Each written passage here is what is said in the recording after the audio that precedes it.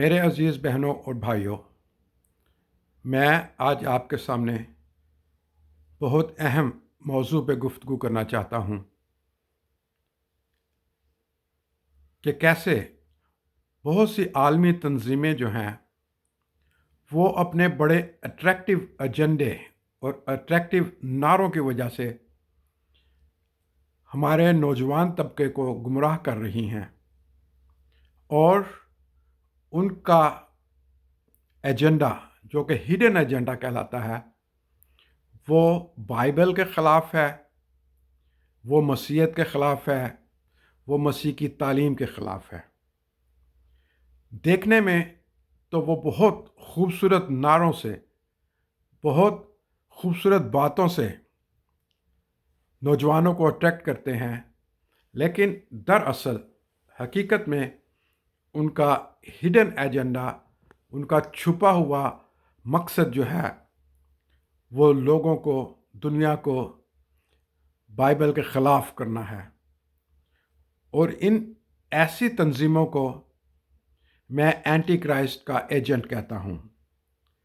آج کی گفتگو میں اینٹی کرائسٹ کے متعلق زیادہ گفتگو نہیں کروں گا، اس لیے کہ اس سے پہلے میں نے ایک ویڈیو کی تھی جس میں نے بتانے کی کوشش کی تھی کہ اینٹی کرائسٹ کا نمبر کیا ہے، اینٹی کرائسٹ کی نشانیاں کیا ہیں، اور اینٹی کرائسٹ کون ہے۔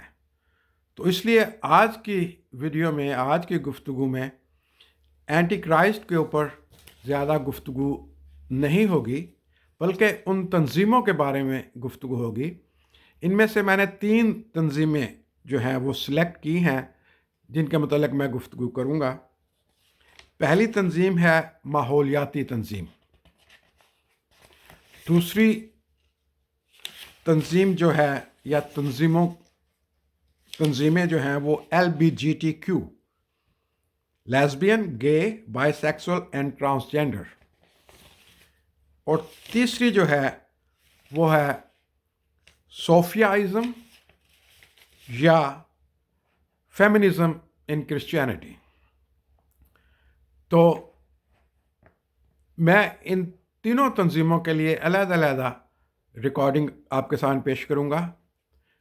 اس والی ریکارڈنگ میں گفتگو کروں گا ماحولیاتی تنظیموں کے بارے میں۔ ہم ٹی وی کے اوپر اور میڈیا میں جیوگرافک چینل، ارتھ چینل اور بہت سے ایسی ماحولیاتی چینلز میں ایسی ویڈیوز دیکھتے ہیں جو وہ دکھاتے ہیں کہ کس طریقے سے زمین کا ماحول تباہ ہو رہا ہے، اور زمین کے اوپر گلوبل وارمنگ کی وجہ سے قطب شمالی کی برف پگھل رہی ہے، اور اس کی وجہ انسان ہے کہ اس کی بنائی ہوئی فیکٹریاں فضا میں کیسے کاربن ڈائی آکسائڈ چھوڑ رہی ہیں، جس سے فضا کا درجہ حرارت بڑھ رہا ہے، اور بڑی بڑی حکومتیں اس کے اخراج کا ذمہ دار ہیں، اور پھر ان حکومتوں کے اوپر کاربن ڈائی آکسائڈ کے اخراج کی وجہ سے جرمانہ عائد کیا جانا چاہیے۔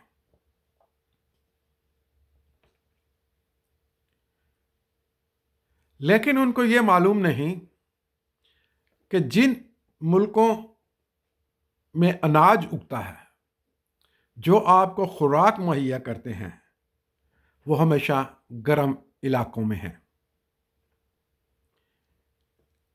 اور ان کو یہ معلوم نہیں کہ سرد علاقے کے لوگ دنیا کو اتنی زیادہ خوراک مہیا نہیں کر سکتے جتنا گرم علاقے کے ممالک مہیا کرتے ہیں۔ یہ جو تنظیمیں ہیں، ماحولیاتی تنظیمیں جنہیں کہتے ہیں، ان کا سب سے بڑا ایجنڈا فنڈز اکٹھے کرنا ہوتا ہے، اور پھر وہ ان فنڈز کو اپنے ہڈن ایجنڈے کے لیے استعمال کرتے ہیں۔ اور پھر یہ جو ماحولیاتی تنظیمیں ہیں وہ بعض اوقات چھوٹے بچوں کو، نوجوان ٹین ایجرز کو استعمال کرتے ہیں، جیسا کہ آپ سب جانتے ہیں گریٹا تھنبرگس کو۔ وہ ایک بچی تھی، 13 14 15 سال کی بچی، اور اس کو حال ہی میں سیاست کے ٹول کے طور پر استعمال کیا گیا۔ امریکہ میں پولیٹیکل ڈیموکریٹک کولیشن نے اس کو فنڈ کیا اور اس سے جگہ جگہ پہ تقریریں کرائیں۔ وہ جانتے تھے کہ یہ بچی جو ہے یہ بچپن سے ایسپرجر سنڈروم کا شکار ہے۔ یہ ایک بیماری ہے جو بچوں میں پائی جاتی ہے، جس کی وجہ سے وہ اپنا دماغی توازن قائم نہیں رکھ سکتے۔ تو یہ تنظیمیں ایسے بچوں کو استعمال کرتی ہیں جو ان کا سپوکس پرسن یا سپوکس بچے بن کے کام کر سکیں۔ دراصل یہ تنظیمیں جو ہیں، ان کا اگر آپ ہڈن ایجنڈا دیکھیں تو وہ بائبل کی تعلیم کے خلاف ہے، وہ مسیحیت کی تعلیم کے خلاف ہے۔ میں اس کی آپ کو پوری ڈیٹیل بتاؤں گا۔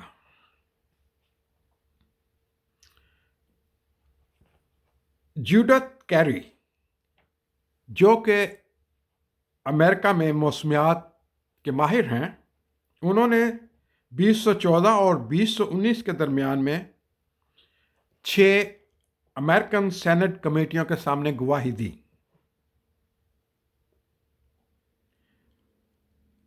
اور انہوں نے کہا کہ ہم کسی صورت میں گلوبل وارمنگ کے خطرے کی پیش گوئی نہیں کر سکتے۔ کوئی ہمارے پاس ایسا ٹول نہیں ہے جس سے ہم یہ کہہ سکیں کہ گلوبل وارمنگ ہو رہی ہے یا نہیں۔ اس کی ایک سب سے بڑی وجہ میں آپ کو بتاتا ہوں کہ 1950 سے 1970 تک موسمی ماہرین یہ کہہ رہے تھے کہ زمین کا درجہ حرارت کم ہو رہا ہے۔ میں جب بی ایس سی میں تھا تو بی ایس سی کی انگلش کی کتاب میں ایک سبجیکٹ تھا ڈائنگ سن، یعنی کہ سورج جو ہے اس کی حرارت کم ہو رہی ہے اور زمین کا درجہ حرارت بھی کم ہو رہا ہے۔ لیکن دیکھتے ہی دیکھتے 1970 کے بعد سائنسدانوں نے اپنا ایجنڈا ہی تبدیل کر لیا۔ اس کی خاص وجہ کیا تھی؟ اس کی خاص وجہ یہ تھی کہ جب ناسا، جو کہ امریکی خلائی ایجنسی ہے، اس کا کام ختم ہو گیا، چاند پر جانے کے بعد ان کے پاس کوئی کام نہیں تھا، تو انہوں نے اپنی توجہ اور اقوام متحدہ کی توجہ ماحولیات کے اوپر دینا شروع کر دی تاکہ ناسا برقرار رہ سکے اور اس کو فنڈز ملتے جائیں۔ تو انہوں نے شور مچانا شروع کر دیا کہ دنیا میں گلوبل وارمنگ ہو رہی ہے۔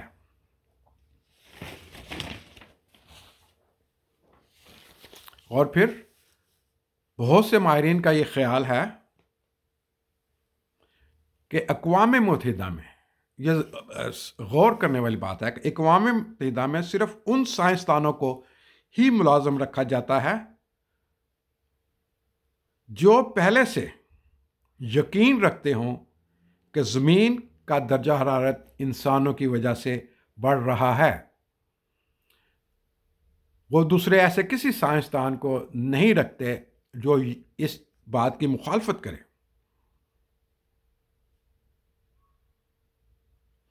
اور مزے کی بات یہ ہے کہ امریکہ نے اپنے آپ کو پیرس کے اس معاہدے سے علیحدہ رکھا تھا، کیونکہ اس بات کا کوئی ثبوت، کوئی سالڈ ایویڈنس نہیں تھا کہ زمین کا درجہ حرارت انسانوں کی وجہ سے بڑھ رہا ہے۔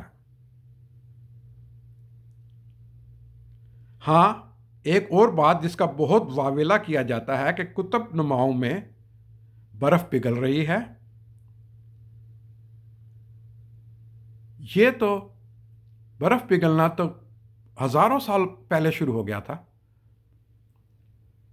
کیا آپ کو معلوم نہیں کہ ملین ایئرز پہلے ساری کی ساری زمین برف کا ایک گولا تھی، اور پھر آہستہ آہستہ جب برف پگھلنا شروع ہوئی تو پھر انسان کا جینا یہاں پہ ممکن ہو سکا۔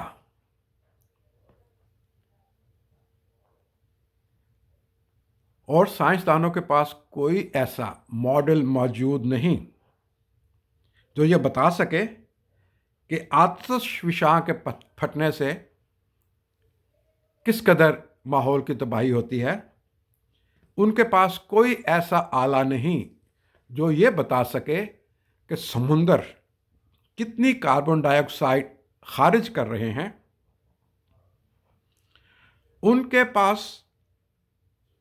کوئی ایسی کیلکولیشنز نہیں جو کہ یہ بتا سکیں کہ جب ارضیات کے اندر ٹائٹینک پلیٹس جنبش کھاتی ہیں تو وہ کتنا درجہ حرارت پیدا کرتی ہیں۔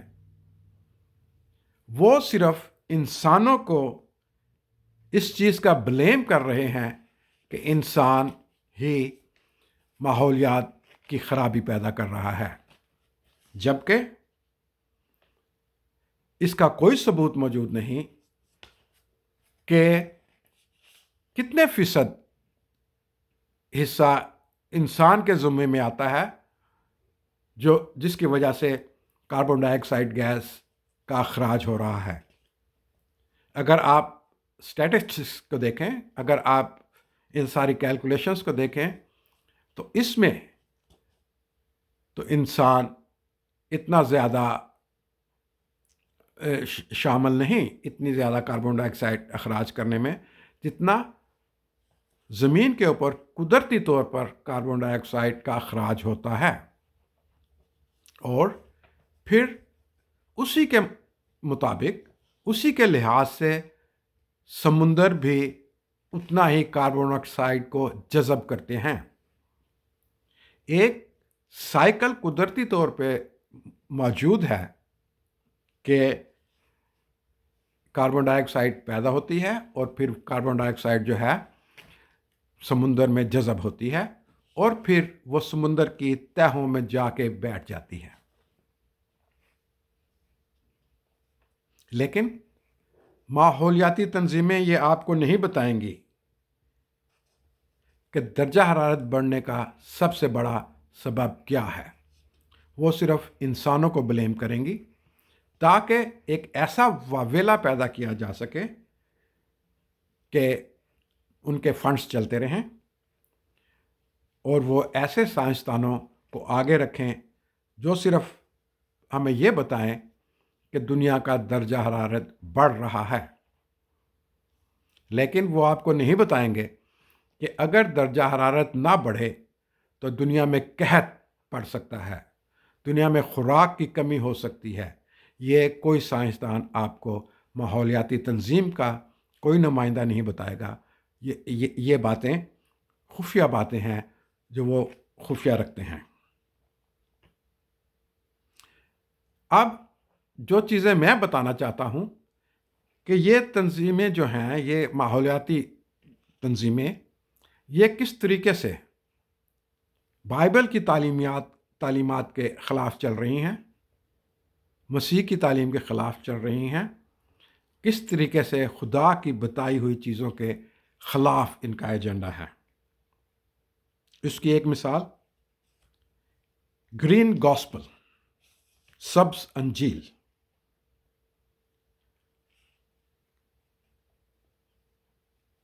گرین گاسپل کا جو چرچ ہے اس کی بنیاد رکھنے کے پیچھے ماحولیاتی تنظیموں کا ہاتھ ہے،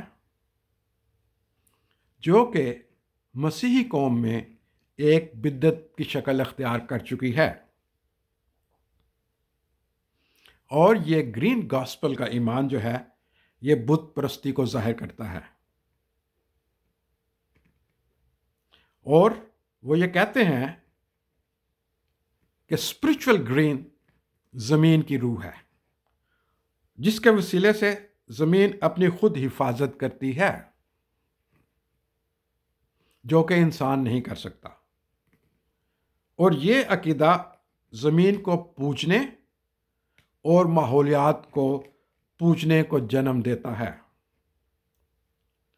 آئیے ہم دیکھتے ہیں کہ یہ ماحولیاتی تنظیمیں کیسے مخالف مسیح کے ایجنڈے کو فروغ دے رہی ہیں۔ نمبر 1، ان کے مطابق زمین اور ماحول کی پوجا کی جانی چاہیے، یعنی پیدا کرنے والے کی بجائے پیدائش کی پوجا۔ نمبر 2، زمین کسی کی بھی ملکیت نہیں، جو کہ بائبل کے سراسر خلاف ہے۔ جب خدا نے کہا بڑھو اور پھولو، اور جب بنی اسرائیل کو کنعان میں آباد کیا، یعنی وعدے کی زمین، تو یہ کہنا کہ زمین کسی کی ملکیت نہیں بائبل کے اصولوں کے خلاف ہے۔ نمبر 3، یہ تنظیمیں نیو ورلڈ آرڈر کو فروغ دیتی ہیں۔ نمبر 4، ان تنظیموں کا مطالبہ ہے کہ اقوام متحدہ جیسی ایک تنظیم کے ذریعے زمین اور ماحولیات کا کنٹرول حاصل کیا جا سکے۔ نمبر 5، ان تنظیموں کے ایجنڈے کے مطابق زمین کسی کی بھی ملکیت نہیں ہو سکتی۔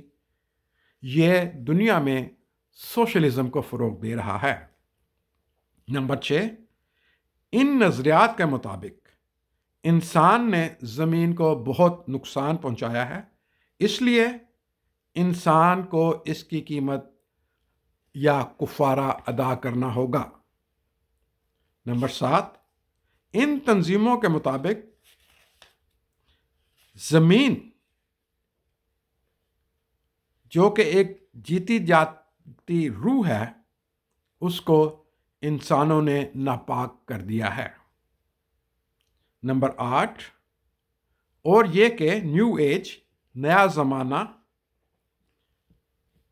کی تحریک کے مطابق دنیا میں بیماریاں، قحط اور وبائیں دراصل زمین کے لیے ایک برکت ہیں، جس کی وجہ سے زمین کو زندہ رہنے کے لیے وقت ملتا ہے۔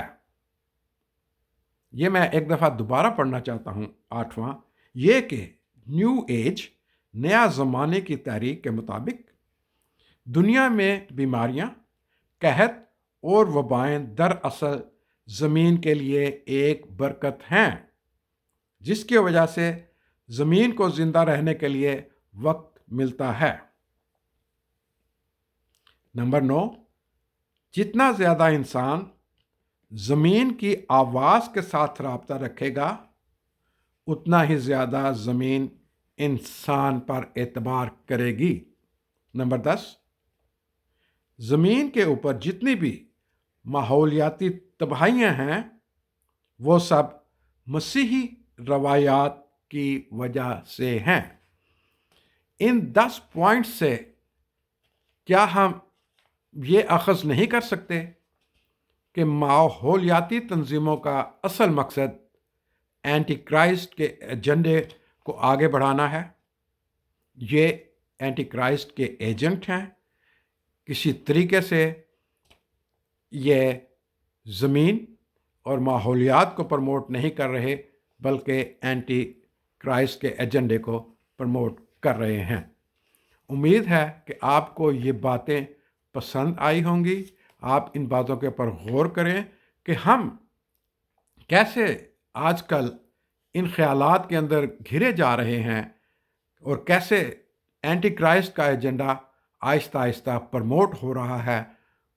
وہ پروموٹ کرنے کے لیے ان کو میڈیا کی ضرورت پڑتی ہے. ان کو پروموٹ کرنے کے لیے ان کو خوبصورت اور اٹریکٹیو نعروں کی ضرورت پڑتی ہے. ان کو پروموٹ کرنے کے لیے ان کو نوجوانوں اور ایسے لوگوں کو آگے لانے کی وہ کوشش کرتے ہیں جو کہ دراصل ماحولیات کے لیے نہیں بلکہ اپنے اینٹی کرائسٹ کے ایجنڈے کے اوپر کام کر رہے ہیں. میری آپ سے گزارش ہے کہ جب بھی آپ کوئی ایسی خوبصورت بات ماحولیاتی لوگوں سے سنیں تو ان سے یہ سوالات جو میں نے اٹھائے ہیں اس پرچے میں یہ ضرور پوچھیے گا. شکریہ and have a nice day. Thank you very much.